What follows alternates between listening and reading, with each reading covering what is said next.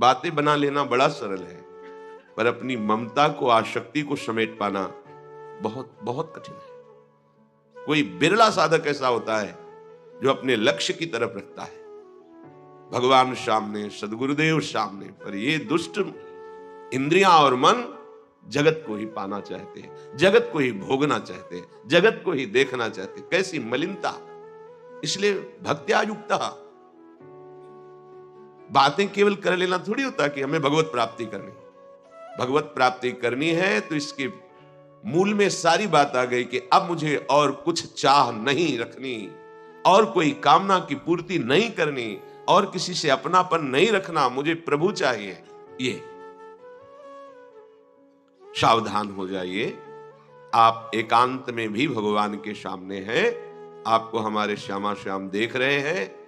ऐसी भावना से हर समय सजग रहोगे तो पापाचरण बंद हो जाएंगे। जिनकी इच्छा एकमात्र भगवत प्राप्ति की है, यदि छंतो, तो उनको क्या करना होगा? ब्रह्मचर्यम चरंती, ब्रह्मचर्य का पालन करना होगा। प्रत्येक इंद्रियों का निर्विषय हो जाना वास्तविक ब्रह्मचर्य है। केवल जनेंद्रिय से ही ब्रह्मचर्य को नहीं लेते। हमारी प्रत्येक इंद्रिय भोगों से रहित होकर भगवत अनुराग में नेत्र प्रभु को देखना चाहते हैं, त्वगेंद्री प्रभु को स्पर्श करना चाहती है, घ्राणेंद्री प्रभु के श्री अंग की गंध पाना चाहती है, श्रवणेंद्री प्रभु के वचन सुनना चाहती है। एक एक इंद्रिय अपने प्रभु में लग गई, अंतर्मुख हो गई, बाहर विषयों का त्याग हो गया। इसे ब्रह्मचर्य कहते हैं। पर प्रारंभिक ब्रह्मचर्य में जनेंद्रिय का ब्रह्मचर्य अत्यंत आवश्यक है। यदि जनेंद्रिय जन्य व्यभिचार दोष से युक्त है तो कदापि उसे भगवत प्राप्ति नहीं हो सकती। शुभ गति व्यभिचारी शुभ गति चाहे, असंभव। और भगवत मार्ग में सबसे बड़ा दुश्मन यही व्यभिचार दोष है, काम। इसी से हमारा हृदय मलिन होता रहता है, अंधा बटे और बड़ा चबाए वाली दशा रहती है। हमें 50 वर्ष हो गए, अरे 50 जन्म हो जाए, तुम व्यभिचार करो, गंदी बातें करो, गंदे चिंतन करो, तो समय व्यतीत करें, अनंत जन्म व्यतीत हो गए, भगवत प्राप्ति हुई क्या? 50 वर्ष से भगवत प्राप्ति हो जाएगी क्या? 5 मिनट काफी है भगवत प्राप्ति में, एक बार नाम काफी है। वो स्थिति तो लाओ। बार बार बहिर्मुख वृत्तियों के द्वारा विषयों में सुख बुद्धि कर लेने से हमारा सारा का सारा अध्यात्म चिंतन बदलता रहता है, इसलिए लाभ नहीं मिल पाता, एक रस चिंतन नहीं रह पाता।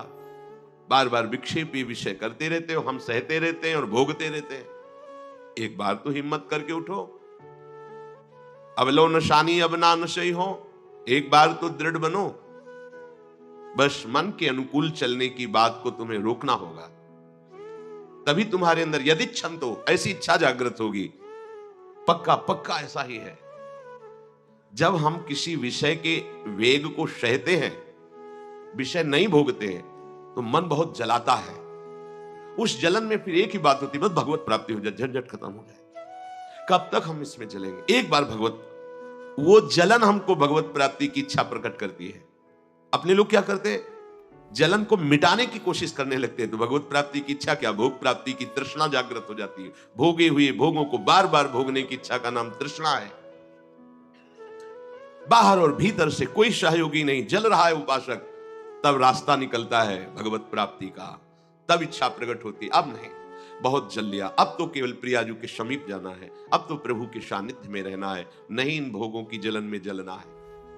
पर यहां तक पहुंचने के लिए जलना होगा, तभी लिखा सहित सहित बाढ़े भगति तास्तिति क्षस्व भारत, क्योंकि आगमा पाइनो अनित्यास, ये नाशवान काम क्रोध आदि तुम्हें प्रेरित करेंगे, तुम इनके वेगों को सह जाओ। ये स्थायी नहीं है, आगमा पाइनो है, आने जाने वाले हैं, और ये सहन करने से नष्ट होते हैं, भोगने से बढ़ते हैं।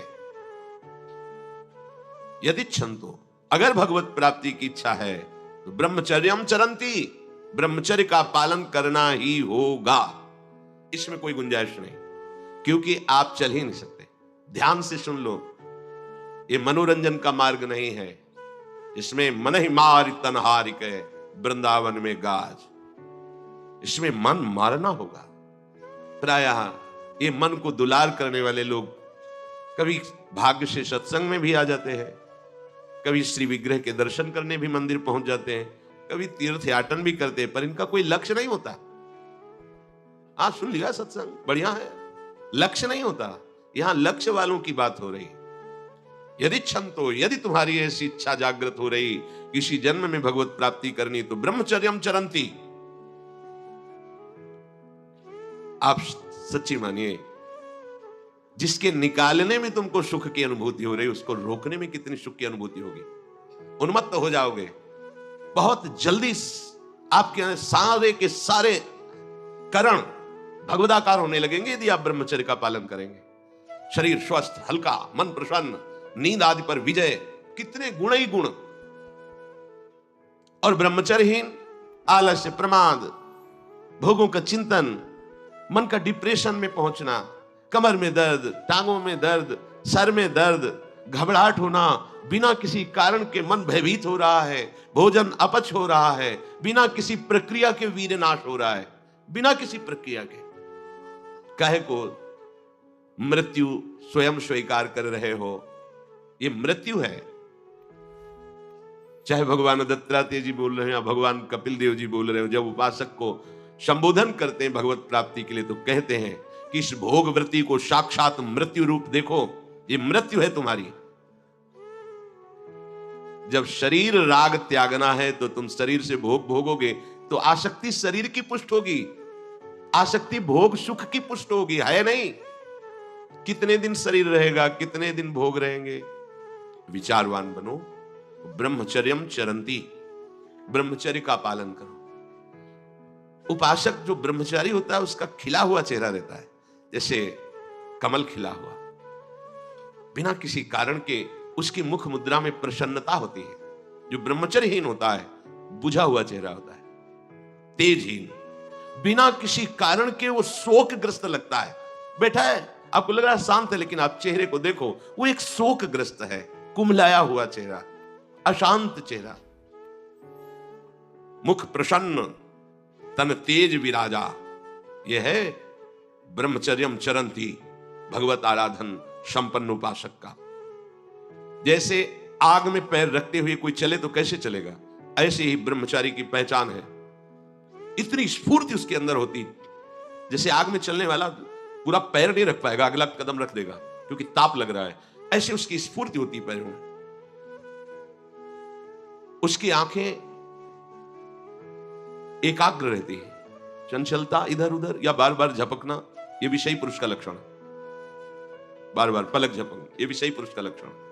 इधर उधर ताक झांक, चंचलता, ऐसा बैठे तिनका तोड़ रहा है, पैर हिला, ये सब विषयी पुरुष के लक्षण है।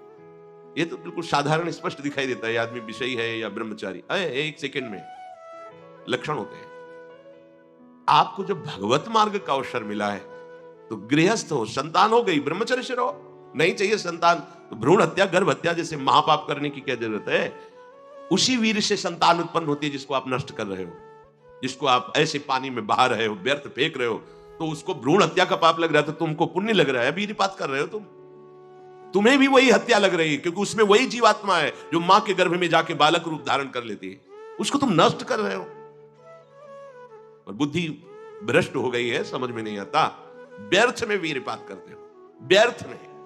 तुम्हारा भजन बनेगा, तुम अध्यात्म के योगी बनोगे, मजाक है अध्यात्म का मार्ग। होश में हो जाओ, ये मन के दुलार को बंद करो। जब तक इच्छा ही नहीं भगवत प्राप्ति की, तो फिर तुम कैसे भगवत प्राप्ति कर पाओगे। भगवत प्राप्ति की इच्छा कैसे होगी जब तुम्हारी इस तरह से निंदनीय वृत्तियां हैं। इंद्रियों को दुलार कर रहे हो, मन को दुलार कर रहे हो, भगवत प्राप्ति चाहते हो, आचरण नीच और चाहते हो उच्च पदवी। सावधान हो जाओ। यदि क्षंतो ब्रह्मचर्यम चरंत, ब्रह्मचर्य बहुत बहुत आवश्यक है, सबके लिए आवश्यक है, स्त्री पुरुष सबके लिए आवश्यक है।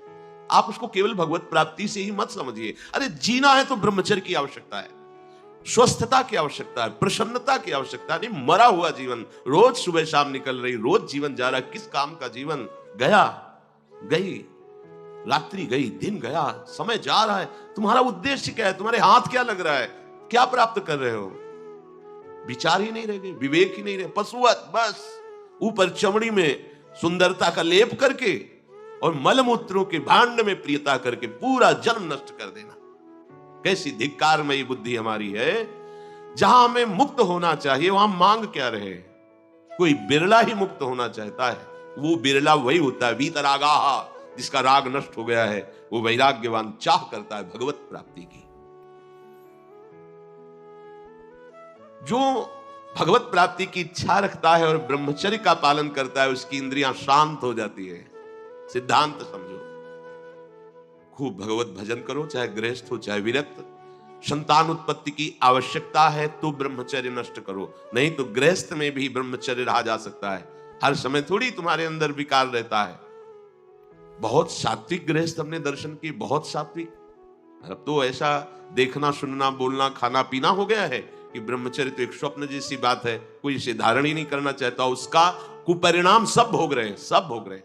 नई अवस्था है, पता नहीं चलता है कि इसका जीवन का क्या उद्देश्य है, जीवन क्या है, समझ में नहीं आ रहा। मतलब कोई बाहरी संसारी हो तो चलो, बेचारे को मार्ग नहीं पता है, रोज सत्संग सुनते हैं, उनको यह पता नहीं कि मेरा उद्देश्य क्या है। अभी तक किसी यही समझ में नहीं आता, उद्देश्य क्या है तुम्हारा। भोग उद्देश्य है तो नाटक क्यों कर रहे हो, जाओ मरो जाके भोगों में। अगर योग उद्देश्य है तो फिर चूक क्यों कर रहे हो, आगे बढ़ो। संपूर्ण इंद्रियां शांत हो जाती उसकी जिसके अंदर भगवत प्राप्ति की इच्छा और ब्रह्मचर्य पालन। शब्द याद करो, ये शास्त्र है। यही तो हम चाहते हैं, इंद्रियां शांत हो जाए, यही चाहते हैं हम। भोग नहीं चाहते हम सब। हमारी इंद्रियों में जब वेग आता है तो हम परेशान हो जाते हैं, ये कैसे शांत होंगी। तो पूर्वाभ्यास रहा है, यही रास्ता रहा है कि जब वेग आवे तो इंद्रियों से भोग करो तो शांति मिल जाएगी, ऐसा।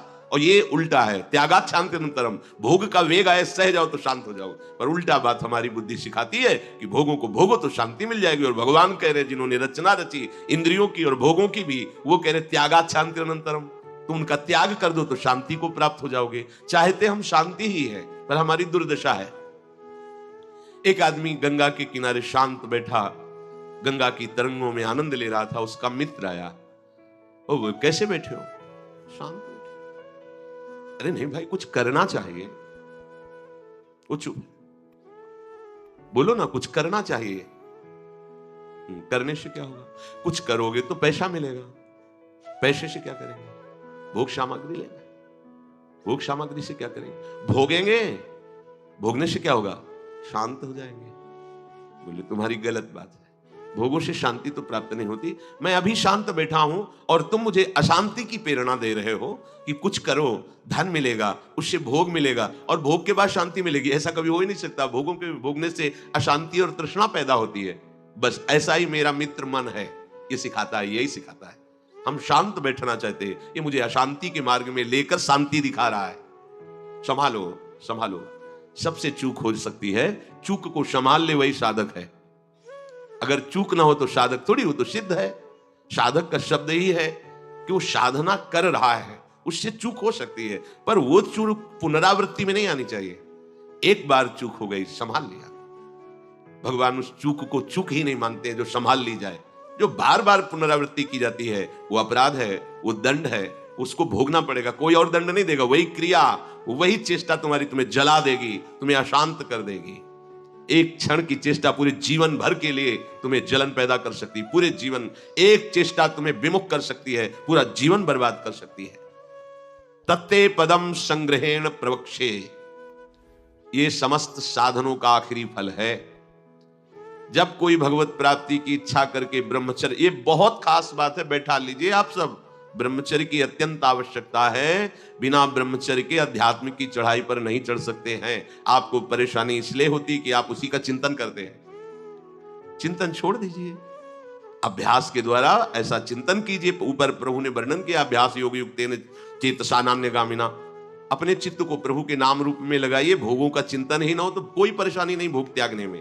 भोग त्यागने में इसलिए परेशानी है कि हमारा भोग चिंतन मुझे चैन से नहीं रहने देता। अंदर से देखिए, कोई भी भोग क्रिया होने के पहले उस भोग में तदात्म होता है और चिंतन होता है। क्रिया बाद में होती है, सब कार्य पहले हो जाता है चिंतन के द्वारा। अब चिंतन के द्वारा उससे जो सुखानुभूति हो रही, अब वो क्रिया में सुखानुभूति प्राप्त करना चाहता, वो है नहीं। फिर क्रिया के बाद फिर चिंतन, फिर क्रिया, फिर चिंतन, दुर्गति को प्राप्त हो जाता है। चिंतन बदल गया फिर क्रियाओं का कोई मात्र ही नहीं रह गया, भोगों का कोई अस्तित्व ही नहीं रह गया। जिसका अखंड चिंतन चलता है, कोई भी विषय उस पर अपना प्रभाव नहीं डाल सकता, सब इंद्रियां शांत हो जाती हैं। अब उससे प्राप्त हुआ जो आखिरी फल है साधना का, भगवान कह रहे ये आखिरी फल है। पदम संग्रहेण प्रवक्षये, वो उस परम पद में प्रवेश कर जाता है, परम पद में अच्छी तरह से उसका प्रवेश हो जाता है, अर्थात फिर कभी नहीं लौटता है, उसे परम पद कहते हैं। पापाचरण बंद होते ही हृदय प्रभु की तरफ भाग पड़ेगा। प्रभु की तरफ भागना क्या है? प्रतिक्षण उनका गाढ़ चिंतन। फिर किसी सुख की तुम्हें आकांक्षा नहीं करनी पड़ेगी, किसी सुख का तुम्हें अभाव नहीं लगेगा। ये परलोक सकल सुख पावत, मेरी सो भैया कृष्ण गुण संच।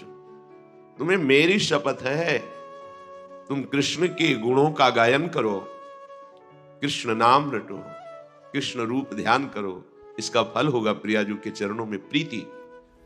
जिसका गोरे चरणारविंद से संबंध है, यह परलोक किसी भी सुख की चाह ही नहीं रह जाती।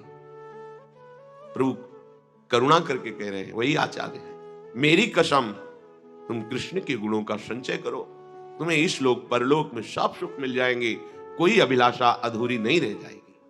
पर भक्त्या युक्त, अन्य संबंध, अन्य महत्व बुद्धि, ये कलंक है हमारी भक्ति में, नहीं समझ रहे। चाहते हैं सुख, चेष्टाएं और चिंतन, दुखालयम अशाश्वतम, कैसे मिलेगा? चाहते हो अविनाशी पद और भोग दृष्टि रखते हो विनाशी की, प्रियता रखते हो विनाशी की, गाढ़ चिंतन करते हो विनाशी भोगों का, कैसे अविनाशी पद का अधिकार प्राप्त होगा? अरे तुम्हारा स्वरूप ही अविनाशी है, विस्मृत होकर भोगों में लगने से ही ये तुम्हारी दुर्दशा हुई है। भक्त्या युक्ता, अपने हृदय को भक्ति से युक्त करो, आराध्य देव की शिवा और कहीं चिंतन न जाए। अभ्यास योग युक्तेनो चेतसा नान्यगामिना, स्पष्ट कह रहे हैं प्रभु, परमं पुरुषम दिव्यम याति पार्थान चिंते। निश्चित परम पुरुष दिव्य, उस परमात्मा की तुम्हें अनुभूति होगी, उसका साक्षात्कार हो जाएगा। यदक्षरम वेद विदो वदन्ति विशन्ति यद्यतयो वीतरागाः यदिच्छन्तो ब्रह्मचर्यं चरन्ति तत्ते पदम संग्रहेण प्रवक्षे।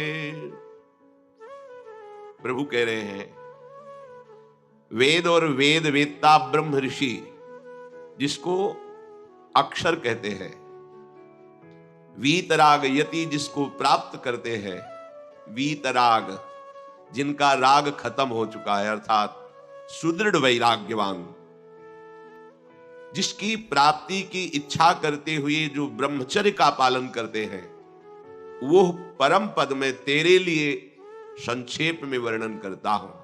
श्री भगवान कह रहे हैं, वेद विदः यदक्षरम वेद विदो वदन्ति, वेदों को जानने वाले ब्रह्म ऋषियों ने जिस अक्षर परमात्मा का, प्रभु का अक्षर जिसका कभी नाश नहीं होता, अक्षर माने होता है नाश, अक्षर जिसका कभी नाश नहीं होता, जो सदा सदैव एक रूप रहता है, एक रस रहता है, अक्षरम ब्रह्म परमम विशन्ति यद्य तयो वीतरागाः। ध्यान दीजिए, इस परमात्म तत्व को वही प्राप्त कर पाता है जिसका राग बीत गया है, खत्म हो गया है, वैराग्यवान। ज्यादा परिश्रम नहीं है वैराग्य में, विवेक नहीं होने के कारण हम वैराग्य नहीं धारण कर पाते। हम बाहरी बातों को वैराग्य ले लेते हैं, ऐसा कपड़ा बदल लेना या कपड़ा ना पहनना या लौकी का कमंडल, मिट्टी का पात्र, तो हम अपने को वैरागी। बात यहां नहीं रुकेगी, वैराग्य का इतना ही मतलब नहीं, ये भी एक बाह्य अंग है वैराग्य का, पर वैराग्य का सच्चा स्वरूप है वीतरागाः। कहीं कुछ भी अच्छा नहीं लग रहा, कोई भी सुख आकर्षित नहीं कर रहा, लोक लोकांतर की प्रतिष्ठा, मान, सुख, ऐश्वर्य, व्यक्ति, कुछ अच्छा नहीं, राग खत्म हो गया। ऐसा उस अक्षर ब्रह्म को, अविनाशी तत्व को जान पाता है। जगते भयो फिरे बैरागी, जैसी हरिवंश प्रपंच बंच सब ये काल ब्याल को खायो। हालत यह है कि जैसे सांप ने मेढक को पकड़ रखा और मेढक सामने पतिंगा को, कीड़े को पकड़ना चाहता है। उसे यह पता नहीं कि मैं खुद किसी का कवल बन चुका हूं, वो एक झटके में मुझे अपने पेट में ले जाएगा। ऐसे ही हम सब हैं, काल के द्वारा ग्रसित है। काल ने हमें पकड़ रखा है, पर हम भोग भोगना चाहते हैं। हम नाना प्रकार की मान प्रतिष्ठा पाना चाहिए, ये पता नहीं एक झटके में हमारा अस्तित्व ही खत्म हो जाएगा। जिनके अंतःकरण में किसी भी व्यक्ति, वस्तु, स्थान, पद, प्रतिष्ठा का राग ही नहीं रह गया है, उसे कहते हैं वैराग्यवान। वीतरागाह, राग ही नहीं है। जिनका अंतःकरण निष्पाप निर्मल हो चुका है, जिनके हृदय में केवल भगवत प्राप्ति की उत्कट लालसा जागृत हो गई है, ऐसा साधन संपन्न उपासक परमात्म तत्व में प्रवेश पाता है। सर्वद्वाराणि संयम्य मनोहृदि निरुध्य च मूर्धन्याधायात्मनः प्राण मां स्थितो योग धारणम। ओम इत्येकाक्षरं ब्रह्म व्याहरन् मामनुस्मरन् यह प्रयाति त्यजन देहम सयाति परमाम गतिम। श्री भगवान कह रहे, जब वो ब्रह्मचर्य से भगवत प्राप्ति की इच्छा करके चित्त से निरंतर मेरा चिंतन करता है, तो इंद्रियां शांत हो जाती हैं। इंद्रियों के संपूर्ण द्वारों को रोक दिया। आंखें खुली हैं या बंद, केवल नाम दिखाई दे रहा है या मंत्र दिखाई दे रहा है, या मंत्र अधिष्ठात्र देवता श्यामा श्याम दिखाई दे रहे हैं। ये आंख बंद करके ध्यान लगाना कमजोरी है, क्योंकि अभी उसे बाहर कुछ और और अंदर कुछ और। इसलिए जब बाहर भीतर एक बात हो जाती है, तो आंख खुली रहे तो भी नहीं दिखाई दे रहा और कुछ, और आंख बंद रहे तो कोई समस्या नहीं। खुली और बंद ये केवल पलकों का भेद है। अंतर के चिंतन का चिंतनीय तत्व उसकी दृष्टि के सामने होता है। इंद्रियों के संपूर्ण द्वारों को रोक लिया। बड़ा कठिन है, देख लो, बहुत कठिन। फिर मन को हृदय में निरुद्ध कर दिया। हृदय के सिवा मन जा ही नहीं, कोई वस्तु, व्यक्ति, स्थान का कोई चिंतन नहीं, मन अमना। प्राणों को सूक्ष्म करके मस्तक पर चढ़ा लिया, इसे योग धारणा कहते हैं। और फिर उस समय वो, ये भगवान का नाम है ओम, ये ब्रह्म स्वरूप है। इसी से वेदों का प्रादुर्भाव हुआ है। वेदों का जनक है प्रणव ओम, आ उमा, इन्हीं से वेदों का प्रादुर्भाव हुआ है। बड़ी महिमा है ओम की, उद्गीत। एक अक्षर ब्रह्म का मानसिक चिंतन करते हुए, माम अनुस्मर, मेरा स्मरण करते हुए वो जब शरीर छोड़ता है तो सीधे परम गति को प्राप्त होता है। आप घबरा जाएंगे नहीं? घबरा जाएंगे नहीं बात सुन के? समस्त इंद्रियों को रोककर, मन को हृदय में निरुद्ध करके, प्राणों को इतना सूक्ष्म कर लिया है कि ब्रह्मरंध्र में स्थापित कर दिया, और ओम उच्चारण करते हुए ब्रह्मरंध्र फटा, परम गति को प्राप्त हुआ। ये है शुद्ध परम योगी की गति। इसलिए महाप्रभु हरिवंश चंद्र जो बिल्कुल सरल बात कह रहे हैं, और उसके साथ साक्षी भी दे रहे हैं कि ये मैं ही नहीं कह रहा हूं, ये बड़े बड़े महापुरुष कह रहे हैं। आरती मदन गोपाल की कीजिए, देव ऋषि व्यास सुखदास सब कहत निज, क्यों न बिनु कष्ट, क्यों न बिनु कष्ट रस सिंधु को पीजिए। आरती मदन गोपाल की कीजिए, आरती मदन गोपाल की कीजिए। हरिवंश महाप्रभु फिर बड़ा एक कष्ट का मार्ग है। चूक हो गई तो परम गति नहीं मिलेगी, लेकिन हम तुम्हें हंसते खेलते परम गति का मार्ग बता रहे हैं। इत सजनी जो परम कृपाल, मदन गोपाल को अपने घर का ठाकुर मान लो। पद्मासन लगा के, प्राणों को सूक्ष्म करके, इंद्रियों को निर्विषय करके, मनोनिग्रह करके, प्रणव का चिंतन करते हुए, योग बल से प्राणों को मस्तक पर धारण करके, ब्रह्मरंध्र का भेदन करके परम गति को, वो परम गति बहुत हल्की होगी जो यहां मिलेगा। इस परम गति को प्राप्त महापुरुष भी महारानी जी के निकुंज में झांक भी नहीं सकते, नहीं झांक सकते। बहुत दुर्लभ रस है ये। क्या करो? बिल्कुल, क्यों न बिन कष्ट रस सिंधु को पीजिए। परम गति यही तो है लालजू महाराज, और कौन है? यही परम पद है। वो मेरे में प्रवेश पा जाता है, एकत्व भाव से भगवान में लीन हो गया। जैसे जल की तरंग समुद्र में लीन हो गई, ऐसे वो लीन हो गया। यहां का लीन होना अलग है। बहुत जल्दी आपको बिना किसी कष्ट के परम लाभ मिल जाएगा। ठाकुर सेवा विराजमान कर,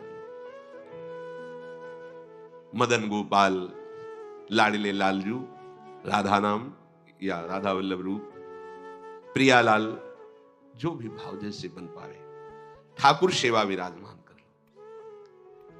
इनकी दासता से परम गति तुम्हारे पीछे पड़ी रहेगी कि स्वीकार कर लो, स्वीकार कर लो। हम नहीं कह रहे, तस्मात् शास्त्रम प्रमाणम दीयमानम न गृह्णन्ति बिना मत सेवनम जनाहा। जो सारूप्य सामीप्य सारिष्ट एकत्वाद मोक्ष परम गति है, वो भगवान देते हैं तो मना कर देते, हमें नहीं चाहिए, बस हमें आपकी सेवा चाहिए। बिना मत सेवनम जनाहा, आपकी सेवा छूट जाए ऐसा मुझे मोक्ष आदि नहीं चाहिए, परम गति नहीं चाहिए। महाप्रभु कह रहे क्यों कष्ट में कदम रख रहे हो?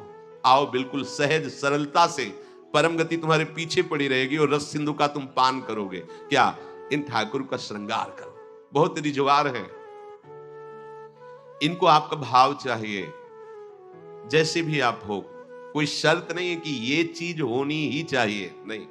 देखो, बाजरे की रोटी और नमक, धन्ना जाट, कुछ नहीं है, दूसरी वस्तु नहीं है ही नहीं घर में। ठाकुर साथ खेला कि नहीं खेला?